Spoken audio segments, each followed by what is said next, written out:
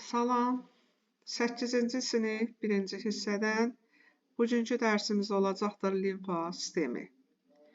Doğma mayesinin bir hissəsi ucu qapalı olan limfa kapillərlərinə yığılır. Bax, bu gördüyümüz limfa kapillərləridir. Onların bir ucu kör olur, hüceyrə arası mühitdən toplanan maye kapillərlərdə limfa mayesinə çevrilir.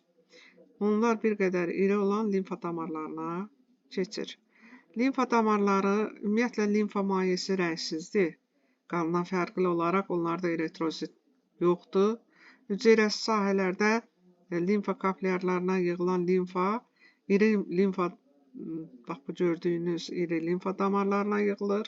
Limfa damarlarına toplanmış limfa hər iki tərəfdən, həm yuxarıdan, həm aşağıdan gördüyünüz kimi körpücük altı venaya, bax burada körpücük altı venaya toplanmış olur və beləliklə limfa mayesi qana qarışmış olur.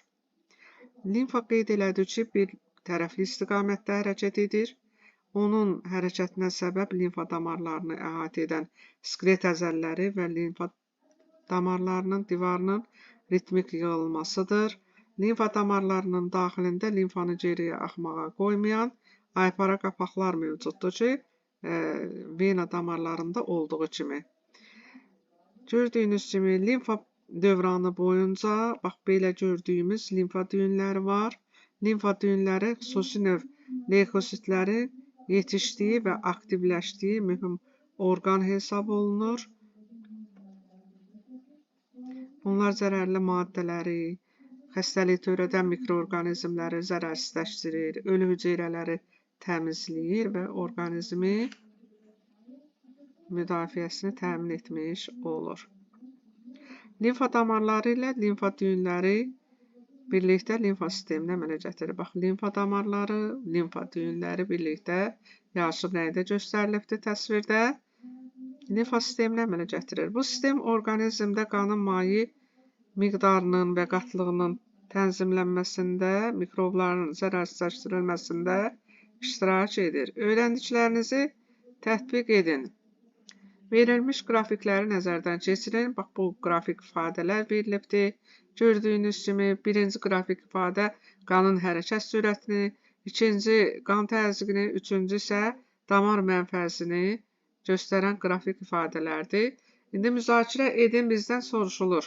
Hansı damarlarda qanın hərəkət sürəti ən aşağı olur, nə üçün? Bildiyiniz kimi, bax, qanın axma sürətinə baxsaq, ən yüksək sürət aortada, iri arteriyalarda, ən aşağı sürət isə, bax, burada gördüyünüz kimi kapillərlərdə mövcuddur ki, kapillərlərdə bildiyiniz kimi qan axmasının sürətinin az olması mübadilə proseslərinin həyata keçirilməsi üçün əlverişli şərait yaratmış olur.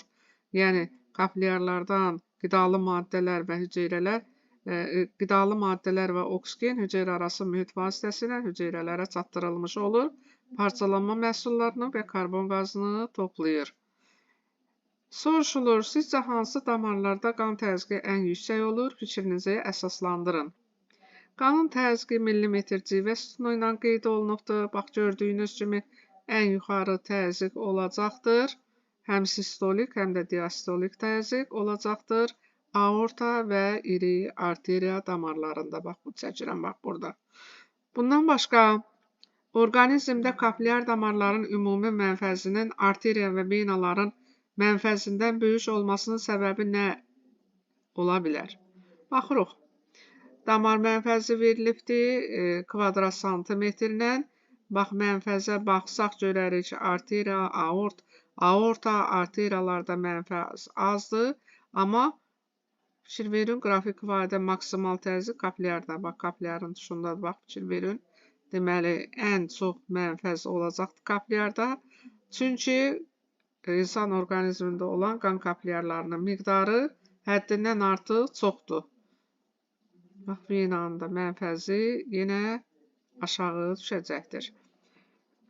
Öyrəndiklərinizi yoxlayın. Baxırıq, birinci sualda qan damarlarının quruluşu və onların funksiyaları arasında nə kimi əlaqə vardır? Bildiyiniz kimi arteriya, vena və kapillər damarlar mövcuddur. Ən qalın divara malik olan deməli arteriya damarları, aorta və iri arteriya damarlarıdır. Çünki onların divarlarının qalın olması başlıca olaraq ora olan təzyiqin çox olması ilə əlaqədardır. Bildiyiniz kimi ürək qanı böyük təzyiqlə aorta və arteriyalara qovulamış olur ki, təzyiq yüksək olduğuna görə onların divarları daha qalındır. Vena damarlarının divarları isə onlara nisbətən bir qədər nazikdir və bir tərəfli istiqamətdə qanın axmasını təmin edən daxili epiteli qatında aypara qapaqlar mövcuddur ki, qan bir tərəfli istiqamətdə hərəkət eləsin. Bundan başqa, kapillər damarlar dedik ki, bir qat yastı epitelidən təşkil olunubdur ki, belə bir quruluşa malik olma mübadilə prosesini həyata keçirməyə şərait yaratmış olur. İkinci soruşulur, insanda qan ürəyin sağ mədəciyindən sol qulaqcığına çatana qədər hansı damarlardan keçir? Sağ mədəcik bildiyiniz kimi venoz qan olan sağ tərəfdə, sağ mədəcik. Həmçinin sağ mədəcikdən ağciyər arteriyaları və yaxud ağciyər çötüyü adlanan damar venoz qanı ağciyərlərə aparır. Ağciyərlərdə kapillər sistemə keçir, alveolları əhatə eləyir. Ağciyər alveolları ilə qan kapillərlərinin arasında qazlar mübadiləsi həyata keçirilir. Ağciyərlərə gətirilmiş venoz qan arterial qana çevrilir və arterial qan ağciyər venaları vasitəsilə ürəyin sol qulaqcığına gətirilmiş olur. Bildiyiniz kimi, mən keçən dəfəki dərsimizdə də qeyd elədim ki, hər ağciyərdən 2 ağciyər venası arterial qanı ürəyin sol qulaqcığına gətirmiş olur. Üçüncü suala baxırıq. İnsanda yuxarı boş vena ilə ürəyə daxil olan qan ürəkdən bilavasitə hansı damarla çıxır? Yuxarı boş vena, aşağı boş vena böyük qan dövranına aiddir. Əvvəlcə sağ qulaqcığa, sonra sağ mədəciyə daxil olan qan, deməli, ağciyər çötüyü adlanan arteriya damarı vasitəsilə venoz qan ağciyərlərə daşınmış olur. Deməli, qan ürəkdən bilavasitə ağciyər arteriyası və ya ağciyər çötüyü adlanan damarla çıxmış olur. Dördüncü, limfa dövranının qan dövranından fərqli cəhətləri nədir? Bildiyiniz kimi, limfa dövranı bir tərəfli istiqamətdə olur.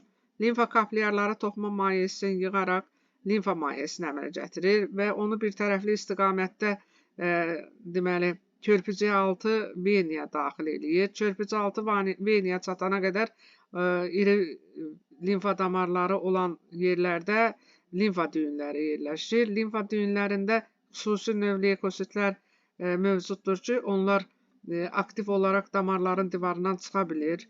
Mikroorqanizmləri tutur, zərərsizləşdirir. Patogen, yəni xəstəlik törədən mikrobları zərərsizləşdirir. Ümumi qan dövranına qayıtmasının qarşısını alır və orqanizmin qan plazmasının mayesinin tənzimlənməsində də, mayenin qatlığının tənzimlənməsində də iştirak etmiş olur. Beşinci baxırıq, verilmiş damarlardan hansılar insanın böyük qan dövranına aiddir? Bildiyiniz kimi, aorta böyük qan dövranına aiddir. Ağciyər venası, ağciyər çötüyü ağciyər dövranına aiddir. Böyük qan dövranına isə bir də burada 4-lə işarə olunan aşağı boş vena aiddir. 5-ci üçün 1-ci və 4-cü cavablar doğru olacaqdır. Bu qədər, sağ olun.